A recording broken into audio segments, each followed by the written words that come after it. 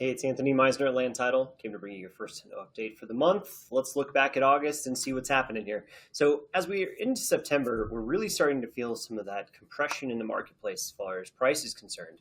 You can see we're down 6.3% year over year. Even month over month, we took a 2% hit. So it's a slow, steady decline in price because there's so many sellers and just not enough buyers out there taking place in the market. Now, that's not telling the entire story, right? Because the median is basically flat from where it was a year ago. It's been trending along the same lines. So part of the market is doing pretty well. It's very resilient, the median home buyer market.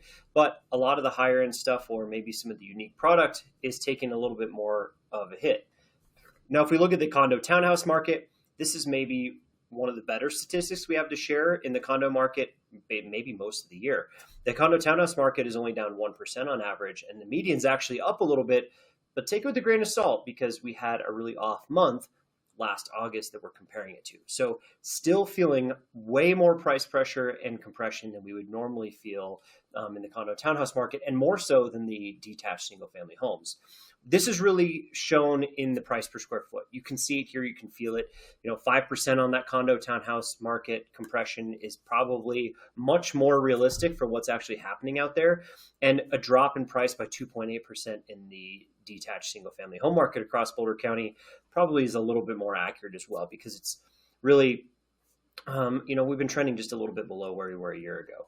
Now, I think the one thing that is also worth really noting, we're in a really different market than we were even a year ago or 2 years ago with the amount of supply that's come onto the market. I mean, we had 506 homes last month again, but that's down 10% from where we were last year. We've had a lot more sellers be engaged, but the problem is the buyer pool hasn't changed. And so those active listings at 1,533 units, it's up a little bit from a year ago, but 2 months in a row now, we've seen a downturn. And it's because of expired listings, right? We hit the peak way earlier than usual.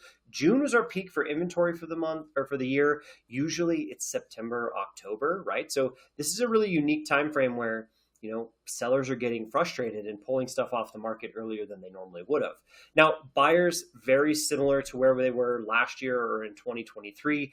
6% increase in buyer activity. It's great to see for the month, but it doesn't tell us a whole ton, because when we list 500 homes and you only put 350 under contract, that leaves that big void. And so that would be an increase in supply. So when we see an increase in units like that, but we see a drop in the month supply of inventory, like you see here, from 4.6 to 4.3, it means people are expiring more and more homes. So sellers are frustrated. But what it means is, as a seller, this could actually be a better time to put a home on the market than maybe it was previously, because you have less competition and buyers stay pretty stable. I mean, you can see the under contract numbers. History tends to repeat itself. We have at least 300 under contracts all the way through October or November even. And so there's plenty of buyers out there. There's just not as many buyers as there are sellers. Market activity, this is a good one to represent how it feels in the marketplace, right? 47 days in MLS, a little bit more than it was this time last month, but a little bit less than it was last year. But we're trending up like we normally do. It's a very seasonal process. But 47 days is a long time to be on the market before going under contract, and you feel it in the list to sale price, right? So we've had a lower list to sale price than we did this time last year, all year long at this point, and it has been a much tougher market for sellers. This also doesn't even include concessions or price drops that are also taking place. So just understand that it is tough to be a seller, but it's not the worst that it could be, right? It could definitely be a lot worse than it is here. Boulder County is very resilient, so you kind of feel it in the marketplace and in the statistics.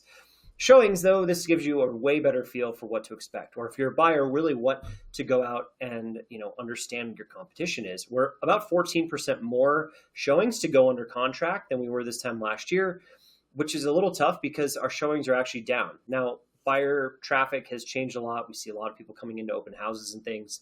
So, it could change, but just understand that we're kind of running in the same situation we have been for the last couple of years, very similar to this time last year.